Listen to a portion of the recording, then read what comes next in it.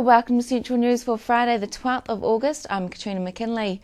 In today's news, those who are anti-smoking will be jumping for joy about the new legislation to be introduced next July. One person who may not be too impressed is the owner of a Te Rapa tobacco discount store. Amanda Harper has the story.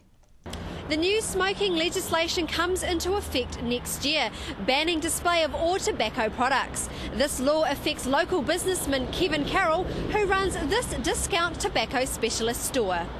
They will ban any reference to the word tobacco on the signage. That's the one aspect of it. And then the second aspect, from what you can see behind me, what they call a retail display ban. So every product, including all tobacco accessories, will be covered up. It is too late for him to oppose the new legislation, but Kevin is determined to submit a petition so in future businesses like his can have a say. See more of his interview on Monday night right here on Central News. Former Bay of Plenty rugby representatives, management, administrators and long-time Bay rugby fans are expected to travel from near and far for the formal centenary celebrations of the Bay of Plenty Rugby Union this weekend in Rotorua. Over the years, the Bay of Plenty representative team, who wear the blue and gold colours of the province, has provided a myriad of highlights for their supporters. In 1976, the Bay of Plenty team took out the inaugural National Provincial Championship.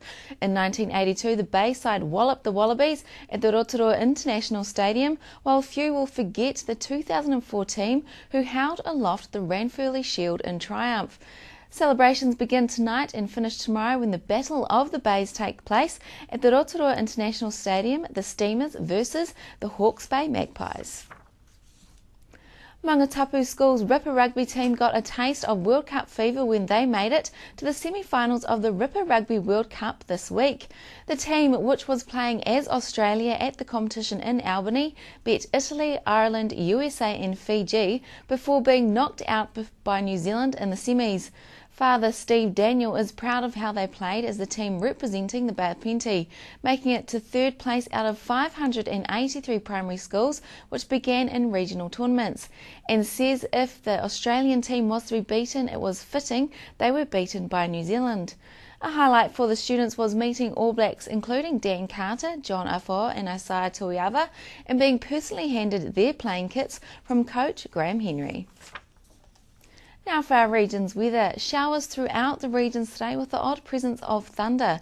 Tomorrow things start to pick up with fine spells increasing. Hamilton is heading for a high of 14 from a low of 7, and Tauranga you get up to 15 from a low of 9.